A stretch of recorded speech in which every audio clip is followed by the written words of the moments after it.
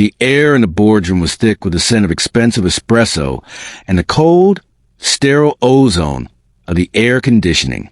I stood at the head of the mahogany table, a surface so polished I could see my own reflection, sharp, jagged, and predatory.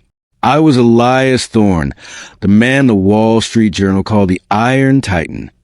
Across from me sat the board directors of my biggest rival, men who had spent decades building an empire I was about to dismantle in a single afternoon. I had the documents. I had the leverage. I had the killing blow ready on the tip of my tongue. I opened my mouth to speak. I wanted to see the look in their eyes when I told them I had bought their debt, their leases, and their loyalties. But as I drew breath, something impossible happened. My throat didn't just tighten. It felt as though an invisible hand, cold as a winter grave, had reached inside and clamped shut around my vocal cords. I tried to force the words out. My chest heaved. My face flushed a deep, panic crimson. But the only sound that emerged was a hollow, dry rasp, the sound of wind blowing through a dead forest.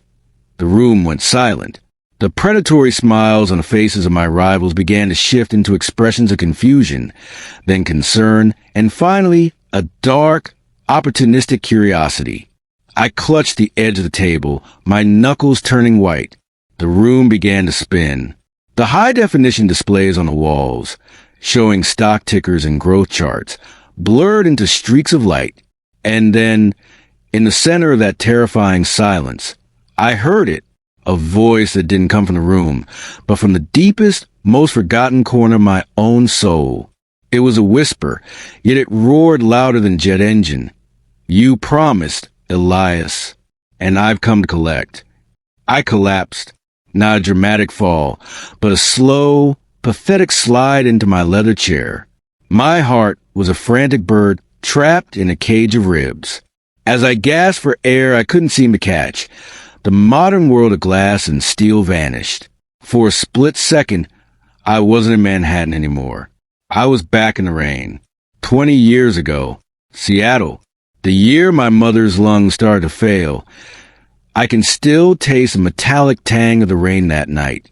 I was 22 years old, standing in a dark alley behind a greasy diner, where I washed dishes for tips that barely covered the bus fare.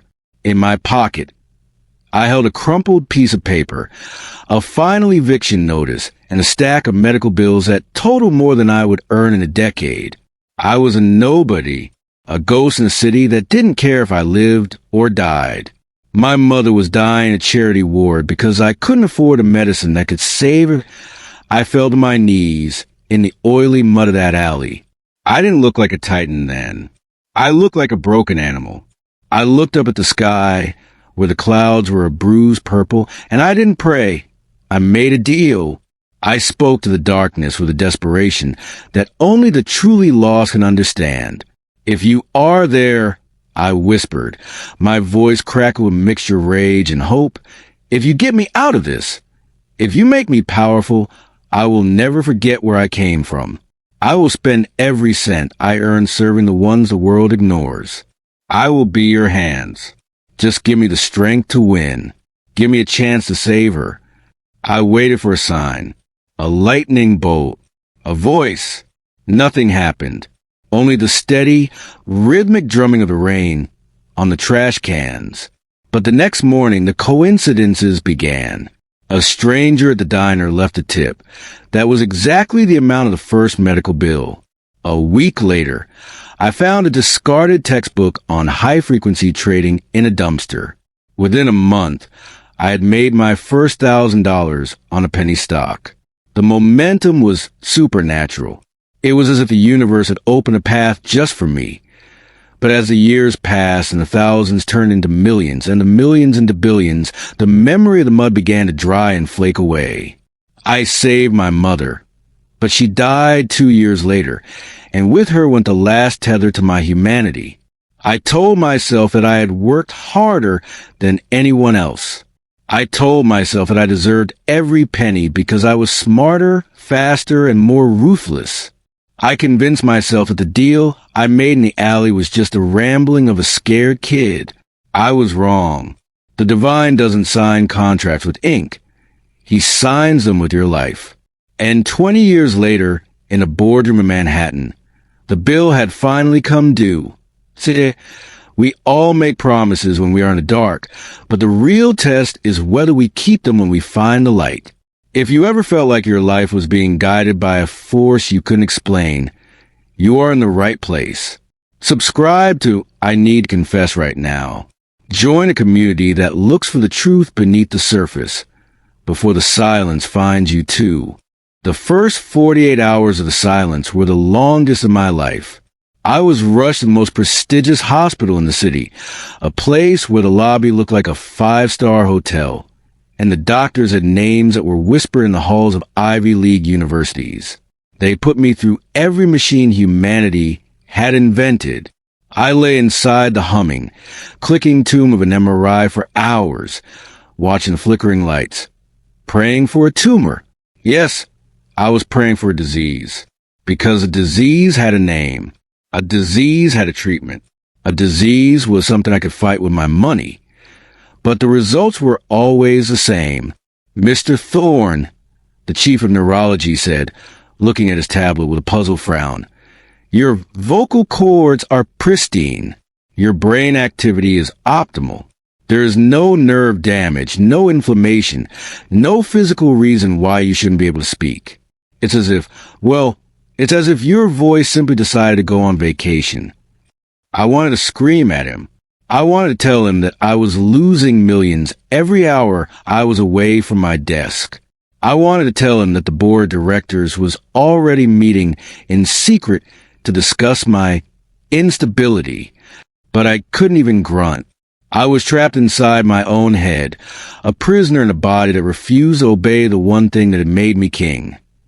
My command, I returned to my penthouse, a 3-story monument to my ego overlooking Central Park. It was a place of glass and white marble, filled with art I didn't understand but bought because it was expensive. Usually, the silence of the penthouse was a luxury, a shield against the noise of the common world. Now, it was a suffocating weight. Every footstep I took on the marble floors echoed like a gunshot. The hum of the refrigerator sounded like a choir of mocking voices. That night, the nightmares began in earnest. I wasn't just dreaming of the alley. I was living in it. I could feel the cold rain soaking through my $3,000 suit. I could hear the coughs of the dying in the charity ward. But there was a new element. A figure, draped in shadows, stood at the end of the alley. He held a golden scales, but one side was weighted down by a massive black stone. "The debt is unpaid, Elias," the figure whispered. "You traded your heart for a throne, and now the throne is your tomb." I woke up drenched in sweat, my hands shaking so violently I couldn't even hold a glass of water. I realized then that my success hadn't been a blessing. It had been a test, and I had failed it every single day for 20 years. I had used my voice to fire single mothers 2 days before Christmas to optimize quarterly margins. I had used my voice to lie to investors and crush small businesses that stood in the way of my expansion. My voice had become a weapon of ego, and the divine had simply disarmed me. I spent the next 3 days in a state of catatonic despair. I watched the news. My own face was on every channel. The fall of the Titan, they called it. Speculation ran wild. Was it a stroke? A drug overdose? A mental breakdown? I watched my stock price plummet, and for the first time in my life, I didn't care. The numbers on the screen looked like meaningless hieroglyphics. I was looking at my reflection in the floor-to-ceiling windows, and I didn't recognize the man staring back. He looked old. He looked terrified. He looked like a man who had everything and possessed nothing that I tried to write. I grabbed a notepad and a fountain pen, determined to communicate my orders to my legal team. But every time I tried to write the word sell or sue, the pen would leak, or the paper would tear, or my hand would cramp so painfully I had to drop the pen. It was as if the very physical world was conspiring to keep me silent. I was being stripped of my power, layer by layer, until there was nothing left but the raw, shivering soul of the boy who had knelt in the mud. I realized then that I wasn't fighting a medical condition. I was in a wrestling match with God, and he was winning. On the seventh day of my silence, I couldn't take the walls of my penthouse anymore. I felt like I was being buried alive in silk and marble. I grabbed a coat and walked out, ignoring the frantic gestures of my security detail. I didn't take the elevator to the garage where my fleet of armored SUVs waited. I walked out the front door and onto the streets of New York.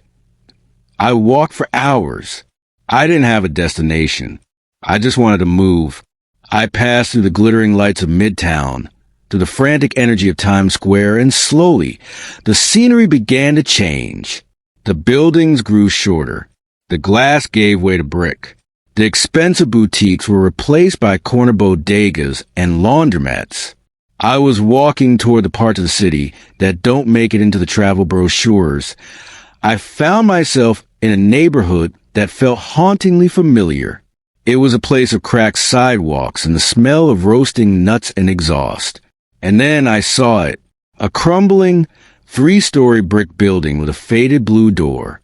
Above the door was a sign that made my heart stop. St. Jude Home for Children. This was the place. My mother had worked here as a night nurse when I was a child. I used to sit in the small waiting room, doing my homework while she changed bandages and comforted crying toddlers. It was here, in this very building, that I had first seen what true poverty looked like. And it was here that I had made a specific part of my vow. If I ever get rich, I'll make sure St. Jude's never has to worry about a light bill again. I hadn't thought about St. Jude's in 15 years. I hadn't sent them a single dollar. As I stood there, a woman stepped out of the blue door. She looked exhausted. Her hair pulled back in a messy bun, her apron stained with what looked like tomato sauce. She looked at me, a man in a bespoke suit standing on a derelict corner, and she didn't see a billionaire. She saw a man who looked lost.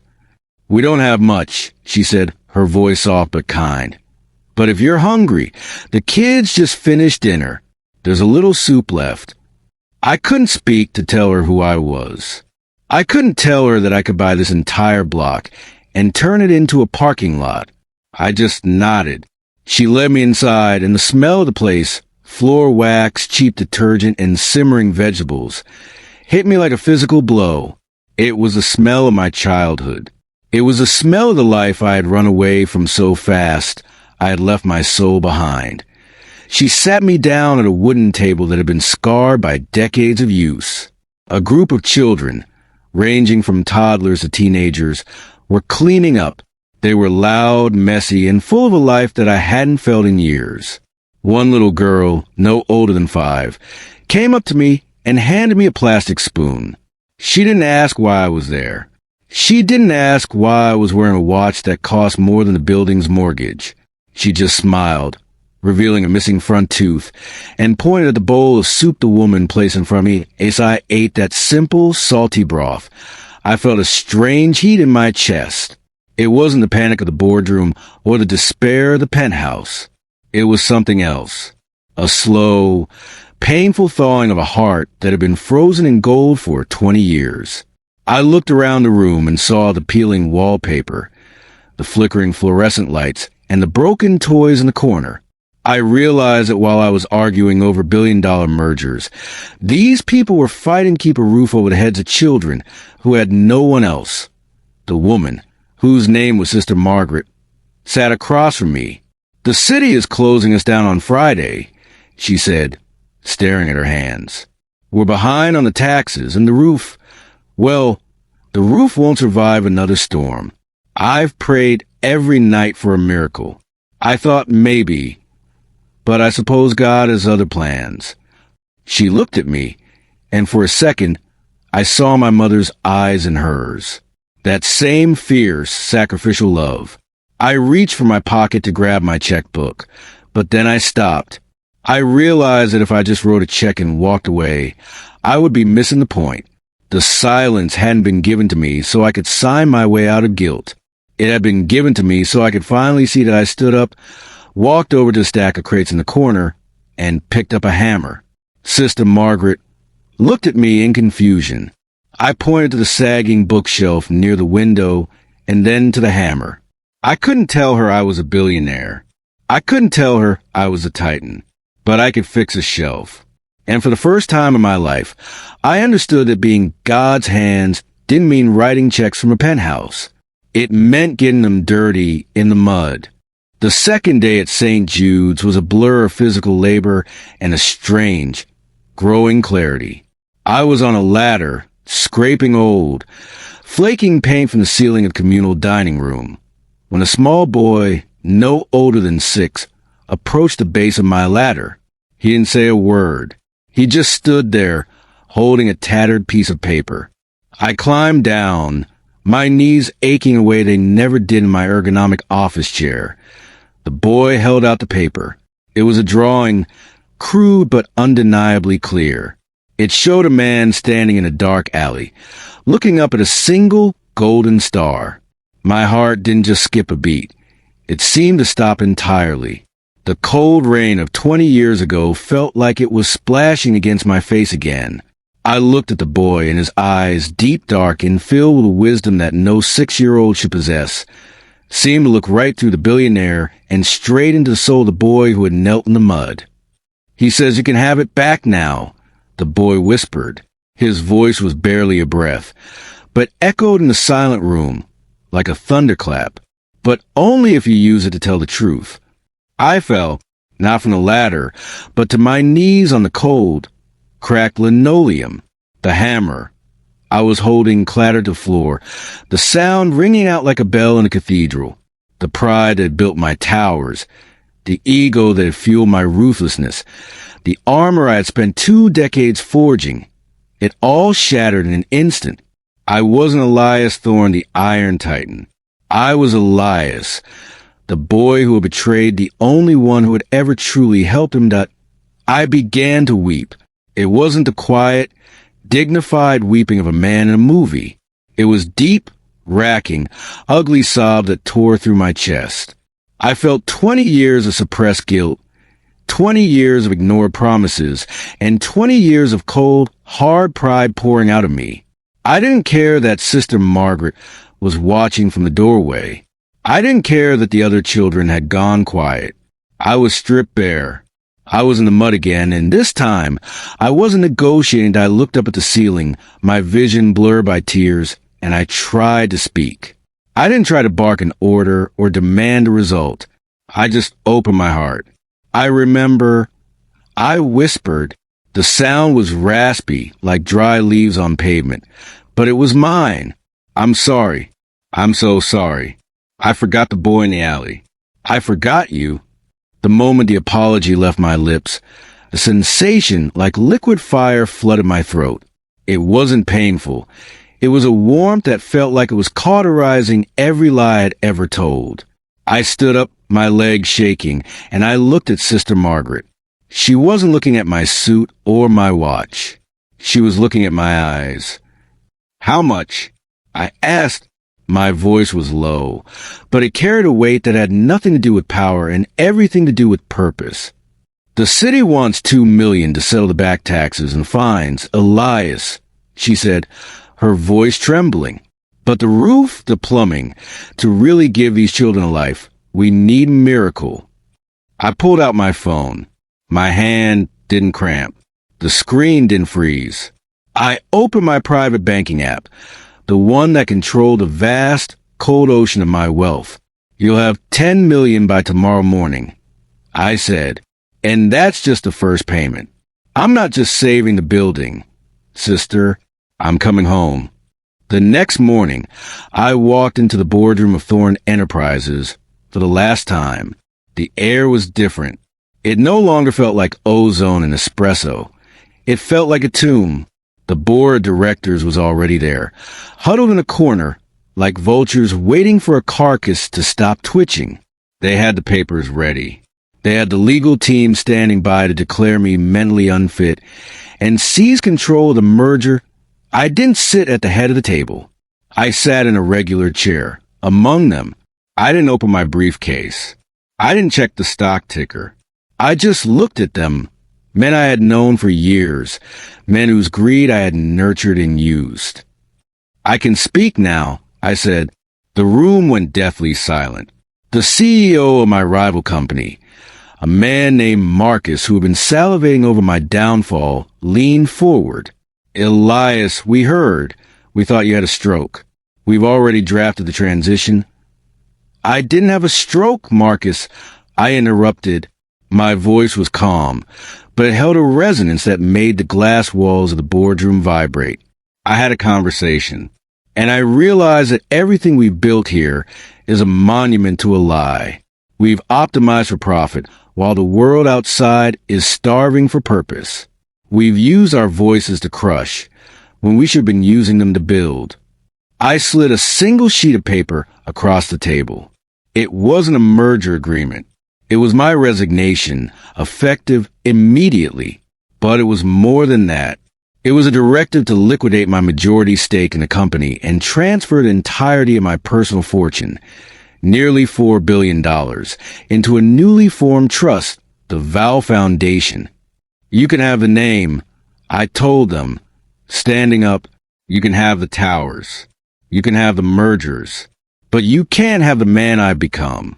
I'm going back to the alley, and this time, I'm staying there until every promise I made is kept. The confusion on their faces was almost comical. They looked at me as if I had started speaking in a forgotten language. To them, I was committing professional suicide. To me, I was finally breathing for the first time in 20 years. I walked out of that building, leaving behind the Italian leather chairs, the mahogany tables, and the cold, hollow power. I spent the next 3 months in a whirlwind of liquidation. I sold the penthouse. I sold the private jet. I sold the art collection that I had never truly looked at. Every time a sale was finalized, I felt a physical weight lift off my shoulders. People called me crazy. The financial news ran segments titled The Madness of Elias Thorne. My old friends stopped calling. My assistants disappeared the moment the paycheck stopped being astronomical. I moved into a small, 2-bedroom house 3 blocks away from St. Jude's. It was a house with creaky floors and a roof that needed work. Work I did myself. I spent my days at the orphanage, not as a benefactor in a suit, but as a man in jeans and a t-shirt. I taught the older kids how to read balance sheets. Not so they could become corporate raiders, but so they could build businesses that serve their communities. I realized that grace isn't something you earn. It's something you inhabit when you finally stop running from who you are. Today, St. Jude's isn't just a crumbling brick building. It's a campus that serves 300 children. We have a medical clinic, a vocational school, and a garden that feeds the entire neighborhood. But more importantly, it's a place where promises are kept, that I wake up every morning at 5 a.m. The first thing I do isn't check the markets. I walk to the window. I look at the sky, whether it's clear or raining, and I say, thank you. I say it out loud, savoring the vibration in my throat, the miracle of sound that I once took for granted. I've learned that the divine doesn't need our billions. He needs our presence. He doesn't want our success. He wants our surrendered. I often think back to that man in the boardroom, the iron titan who thought he ruled the world. I feel a deep, aching pity for him. He was the poorest man I've ever known. He was a man who had traded the eternal for the temporary, a man who had forgotten that the only thing we take with us when we leave this world is the love we gave away. I still have a drawing the little boy gave me. It's framed on the wall of my small living room. It reminds me every day that the divine architecture of our lives often requires a total demolition of the ego before the true structure can be built. My voice is different now. It's not as loud as it used to be, but it carries further. It doesn't command. It invites. It doesn't threaten. It comforts that I've learned that every one of us is kneeling in an alley somewhere. We are all making deals with the dark, promising anything just to see the light again. My message to you is simple. Don't wait for the silence to find you. Don't wait for the world to strip you bare. Before you decide, be honest. The divine is always listening, not to the words you say when you're on top, but to the whispers of the person you were when you were in the mud. If you are successful, use your voice for those who have none. If you are struggling, know that the mud is where the strongest foundations are poured. And if you have made a promise to the sky that you've forgotten in the noise of your own life, turn back. It's never too late to keep the vow. Redemption isn't a destination. It's a choice you make every time you open your mouth to speak the truth that my name is Elias, and I am no longer a titan. I am a servant, a builder, and a man who finally learned that the most powerful thing you can ever say is, I remember. Dynamic closing. True wealth is not measured by what you have, but by what you are willing to give up to find yourself. If Elias' story touched a part of your soul that has been silent for too long, let this be the moment you find your voice again. Share this confession with someone who is lost in their own palace of gold. We are building a community of truth here. Subscribe and join us. Until next time, remember, the divine is always listening.